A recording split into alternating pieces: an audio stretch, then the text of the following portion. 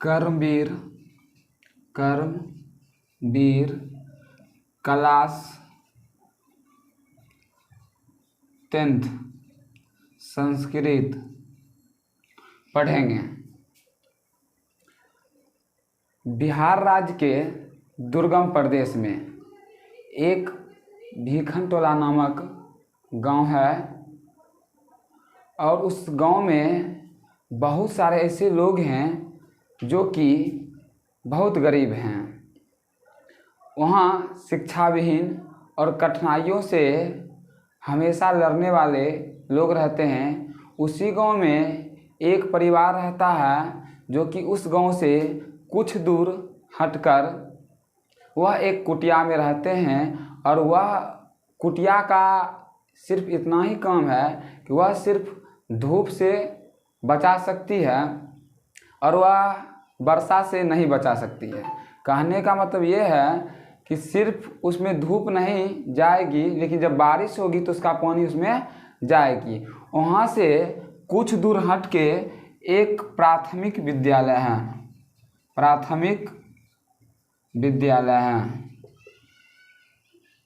विद्यालय है। 100 कोस दूरी पे एक प्राथमिक विद्यालय है।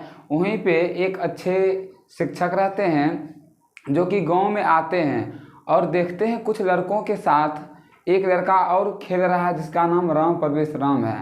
और उस कुटिया में कुटिया का मालिक और उनका एक पत्नी और उनका एक पुत्र और एक छोटी बेटी रहती है।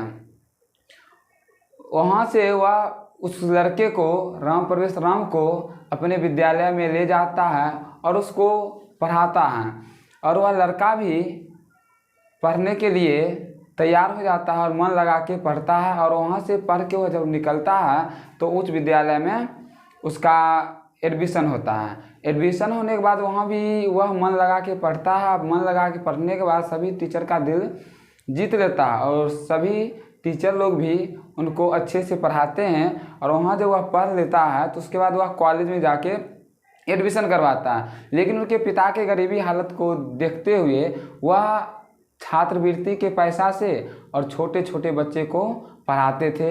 उस पैसा को लेकर वह कॉलेज में एडमिशन करवाए और उसी पैसा से वह पढ़ने के बाद वह अपने कॉलेज में प्रथम स्थान लाए। वह अपने कॉलेज में हमेशा लाइब्रेरी मतलब पुस्तकालय और वर्ग में ही बैठा मिलता था, पढ़ते हुए मिलता था।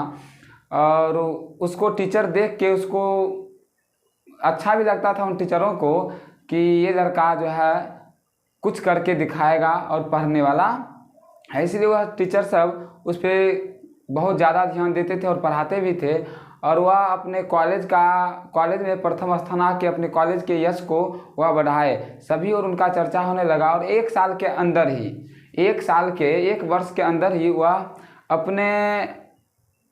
वह केंद्रीय लोक सेवा परीक्षा में प्रथम स्थान आए और वह अपने राज्य और अपने स्कूल का नाम रोशन किया। उसके बाद वह केंद्रीय लोक सेवा परीक्षा में प्रथम स्थान आने के बाद वह केंद्र और अपने राज्य में अपना अच्छा खासा उनका नाम चलने लगा।